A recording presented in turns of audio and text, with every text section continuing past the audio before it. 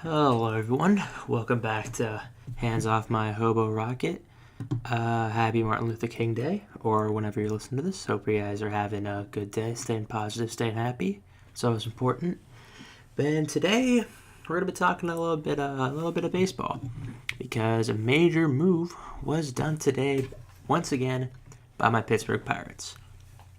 Now this is not confirmed by the clubs, but it looks like Andrew McCutchen is now done with the Pirates. His tenure in the Steel City is over. He's moving on to the Bay with the San Francisco Giants. This was long rumored during the last season when McCutchen had a bounce back after a terrible season 2 years ago. But it looks like it's come to this. The Pirates are now in full fire sale sell mode and looking to rebuild for the future. The 2013 wildcard crew is practically gone. So according to multiple sources, including Ken Rosenthal, the Giants have acquired Andrew McCutchen pending a medical review and a physical. So, who do the Pirates get back? Well, it's possible that the number 16 prospect for the Giants, according to MLB Pipeline, Kyle Crick, is on his way over to the Steel City. It looks like the Pirates are trying to rebuild their either their bullpen or their starting pitching rotation, even though they have a few pitchers coming up with I think Mitch Keller and Tyler Glasnow looking to make starts this season, and it's probably will be spending spring training up with the MLB club. Most probably Keller will be shipped back down to AAA at the beginning of the season, but I think Glasnow almost has his spot guaranteed now that Cole is gone. However, Morrissey has reported that the Giants' top prospect Chris Shaw was not part of the deal, and FanRag Sports has also tweeted that another top pitching prospect for the Giants, Tyler Beede, is not in the trade as well. So the Pirates are not able to get a hold of any top prospect. And these discussions have been going on for a while since the offseason started. And they look like they got finalized today as they were in very, very heated discussions at today morning. So the Giants, they've been linked to Cutch since November.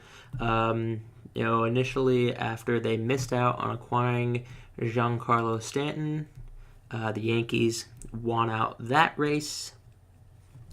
So, Cutch, on the other hand, he's 31. He's got 1 year left and $14.5 million on his contract.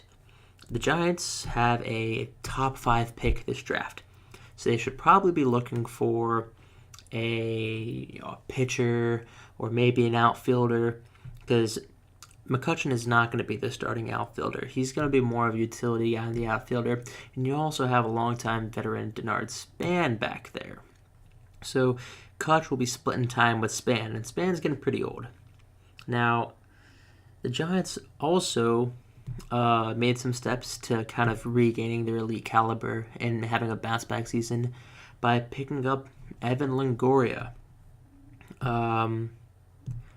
And that was in exchange with the Rays for, I believe, three of their top prospects: Christian Arroyo, Matt Crook, and Steven Woods. And misspoken, Denard Span is no longer with the Giants. He was also dealt in that trade.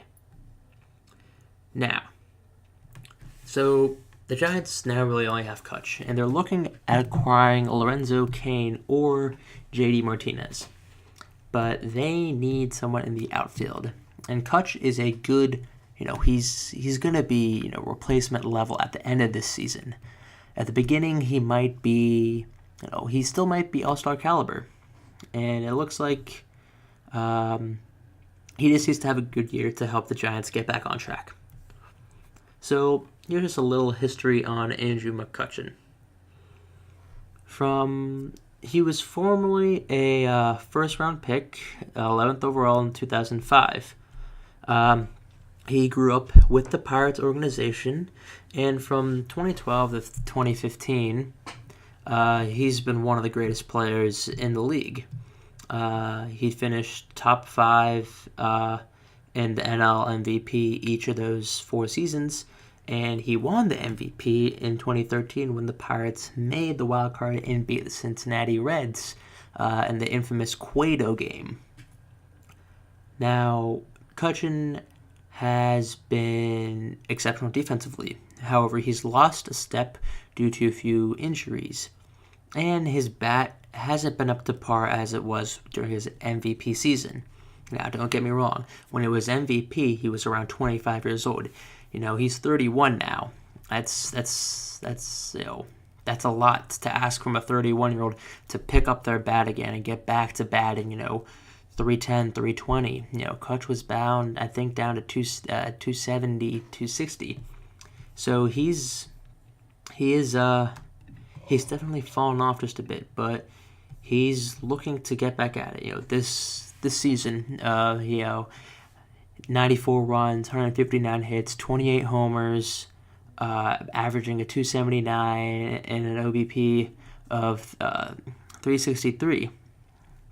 His exit velocity was something that really is standout for him. His quick spin, swing. He wasn't a power hitter. He kind of tried to become a power hitter for the last 2 seasons.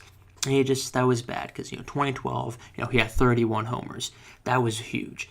But he didn't win the MVP then. He won it in 2013 when he had 21 homers, 84 ribbies.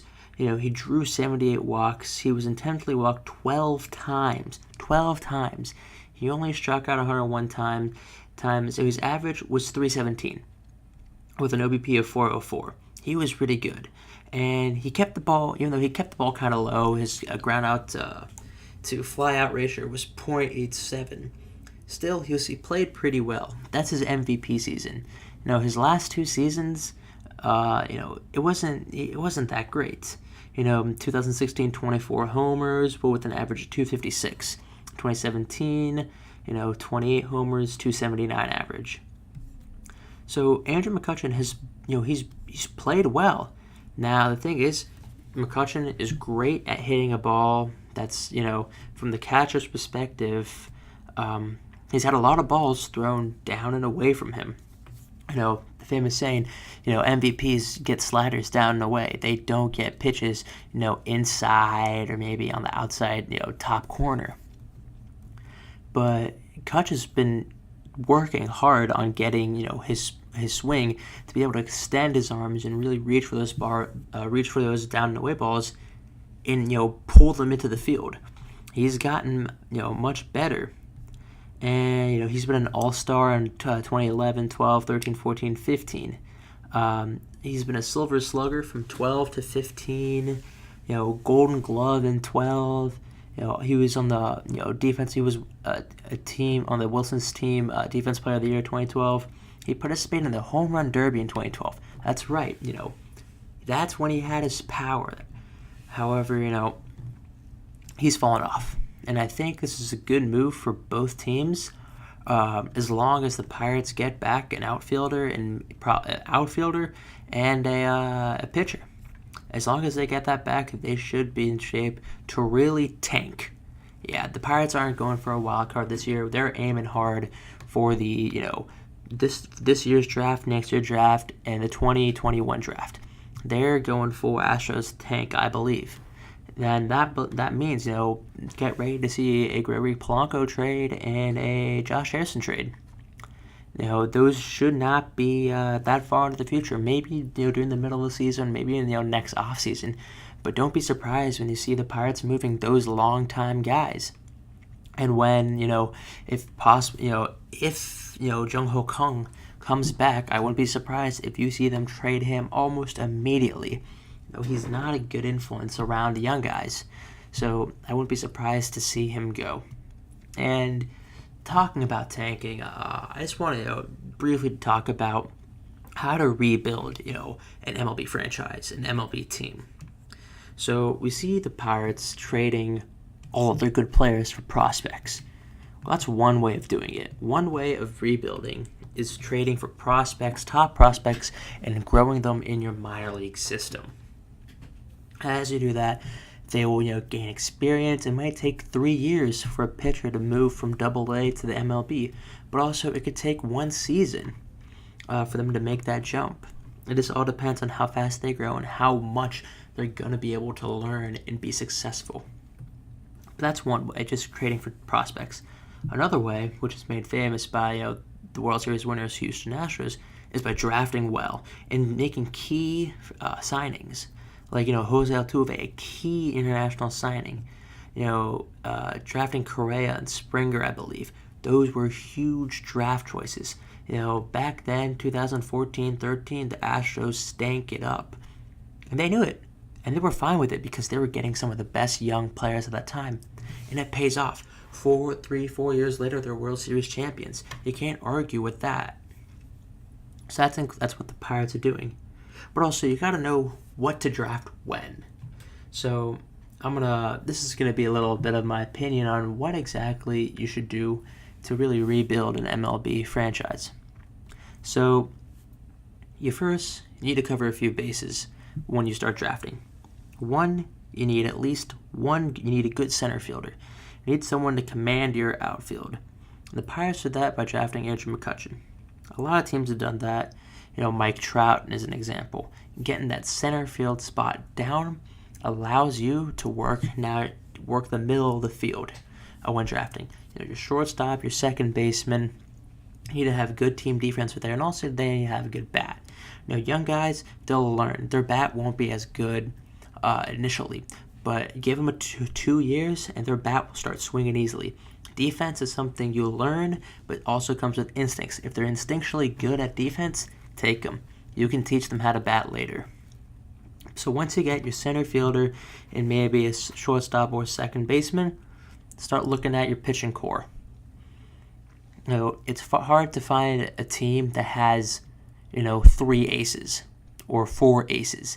Instead, you got, 2 aces and probably 1 more elite pitcher and 2 more depth guys to shore up your rotation.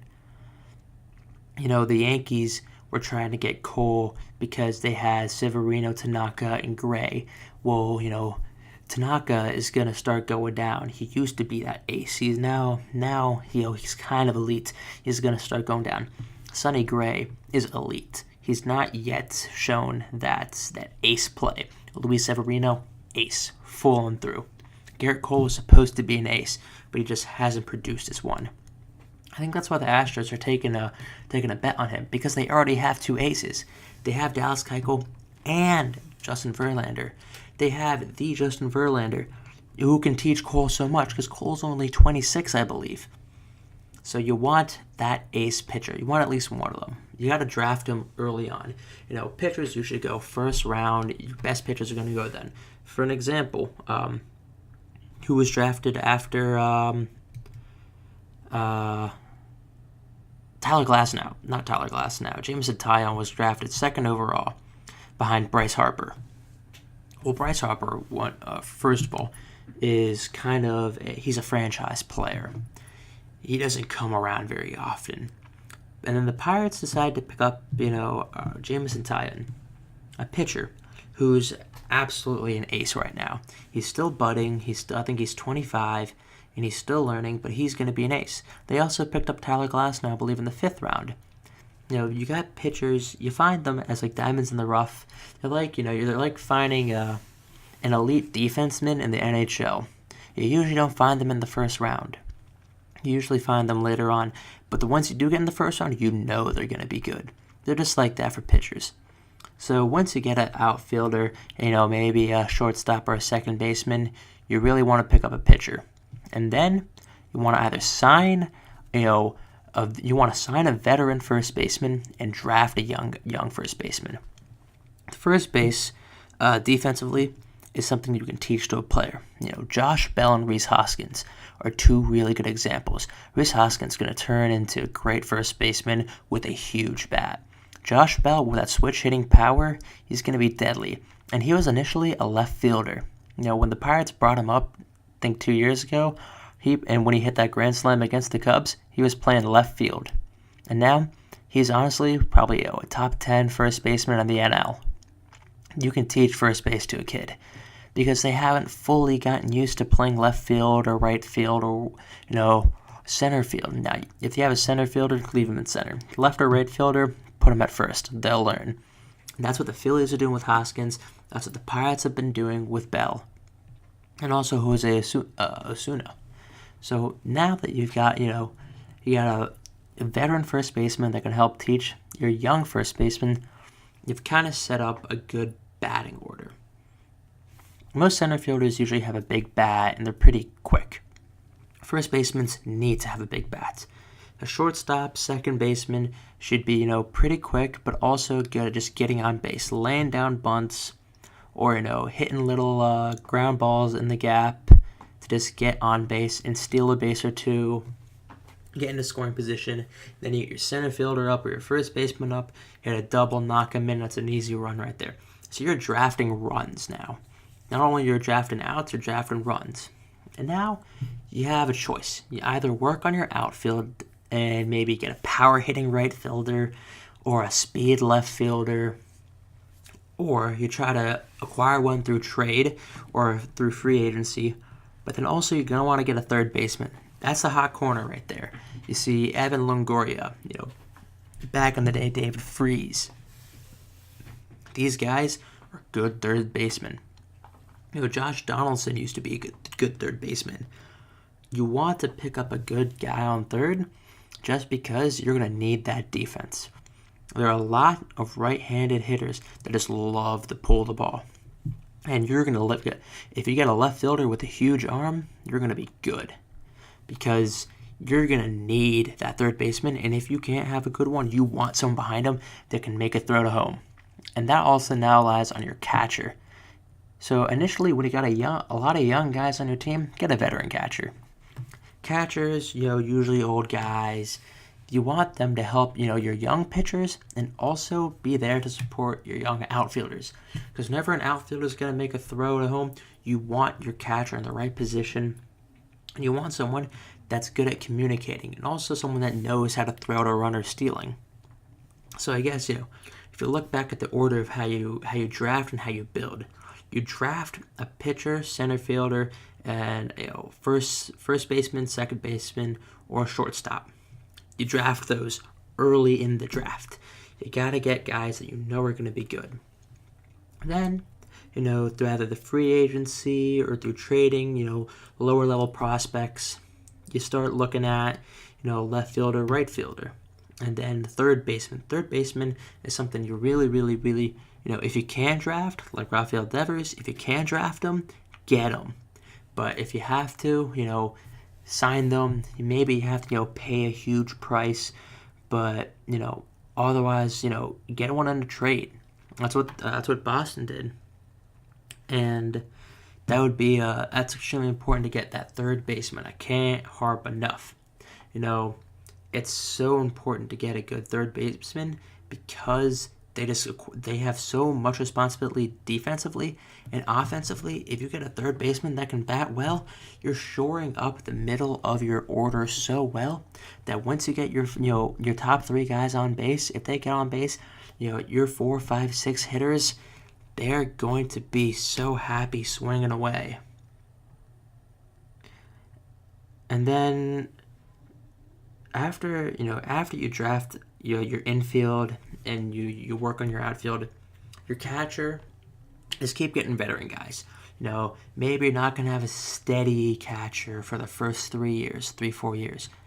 But once you start drafting some young catchers and you bring them up through your system along with having veteran signings, or you acquire a big contract of a veteran guy and he stays there for 4 or 5 years, and then you dump him off to another team, that's good. Because your pitchers are learning. They're getting more accustomed to play style, to catcher style. That's something that's extremely important. And so, what I recommend for a team that's going into tank mode, the Cincinnati Reds, the Philadelphia Phillies, the Pittsburgh Pirates, the Atlanta Braves, you guys just need to start drafting well. You need to start looking at the draft, looking early in the draft, acquiring those picks, and acquiring those top prospects. As those prospects, in 4 or 5 years, those are going to be your players in the MLB.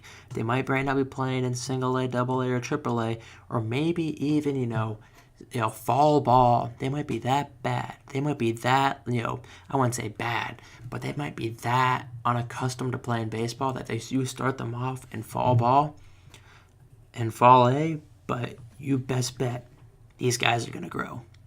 If they don't grow, at least you have a backup plan of other prospects in the draft.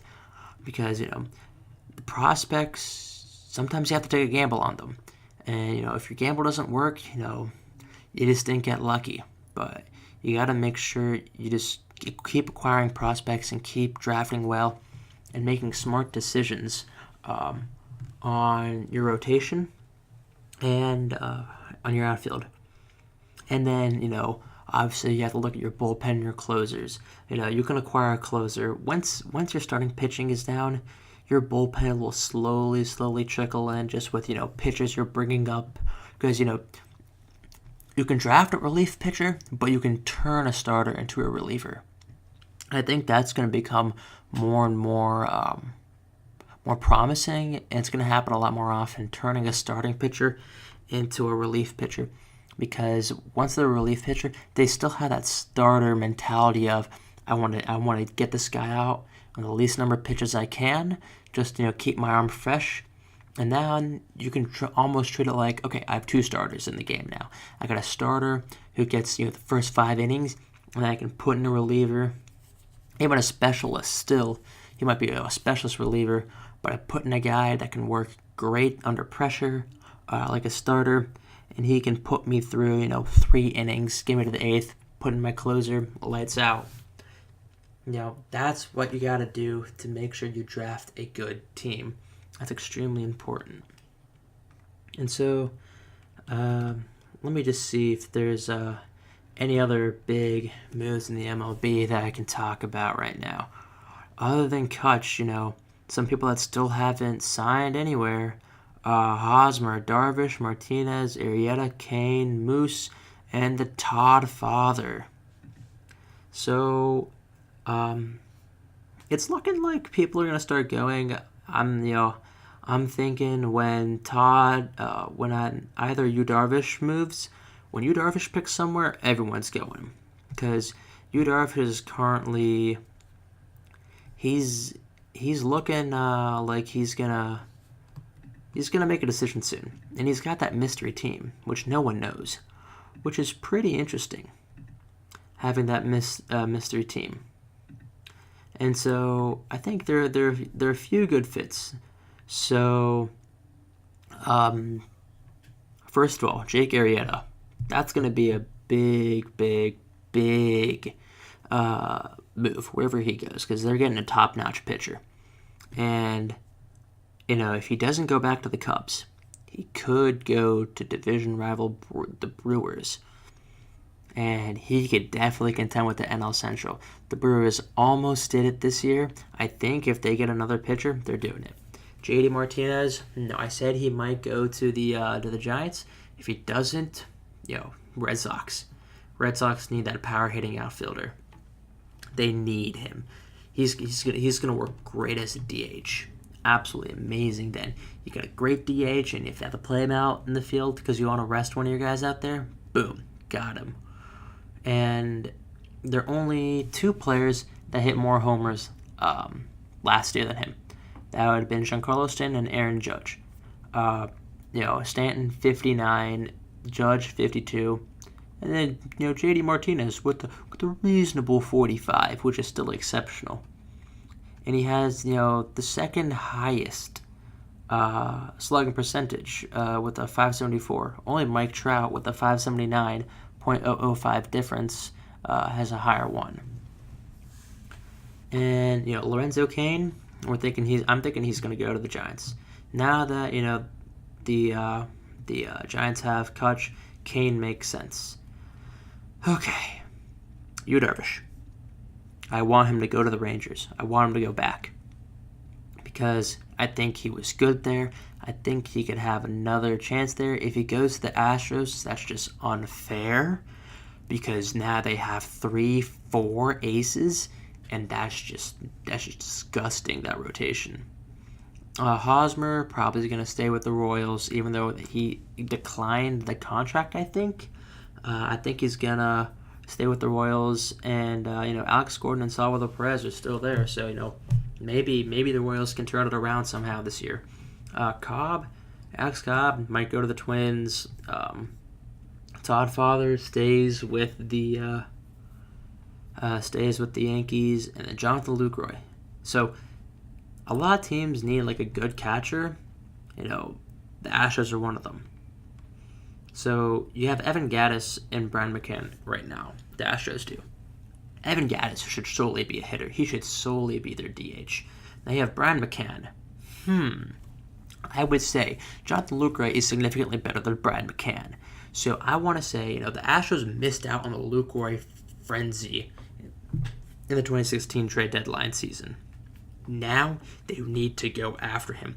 They need to get Lucroy, because he is going to help their pitchers and is going to help take some load defensively off of Brian McCann and Evan Gattis.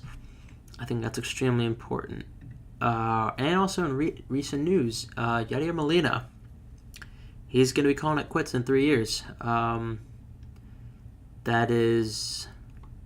That's something right there. Yadier Molina, arguably one of the greatest catchers, easily one of the greatest catchers for the Cardinals. He's had an amazing season, let alone an amazing career. So that's gonna be kind of sad when he decides to hang him up. And then believe Howie Kendrick is going back to Washington, staying there. He hit a 293, 343, 494 slash line, 8 homers in 52 games, and he played second in OF. I think that's a good deal. He signed a 2-year, $7 million pending a physical. That's a good deal. That's a really good deal for the Nationals. I don't think they don't spend much on him, and it looks like he's for replacement level. So he's gonna be helping out, just shore up some defense, and playing when guys get tired. That's what he is. But other than that, looks like the hot stove's still pretty quiet. The Pirates making moves and trying to start the rebuilding, and no one else has really made anything else. It's been a pretty boring winter for the MLB. So if you guys have any questions, comments, please let me know. Reach out to me. Tweet at me @_svish. Let me know. And schedule for this, I'm planning on putting up an episode every Monday, Wednesday, and Friday, talking a lot of baseball and hockey, a bit of football, and probably some basketball. And maybe when the Olympics come around, we'll be talking about some national team shenanigans with the United States, Russia, and Canada, and seeing how their hockey teams are doing now that the NHL is not taking an Olympic break, and Sweden might be coming back as an elite hockey country. So I look forward to doing more episodes. I hope everyone has a good day. Stay positive, and see you guys on the flip side.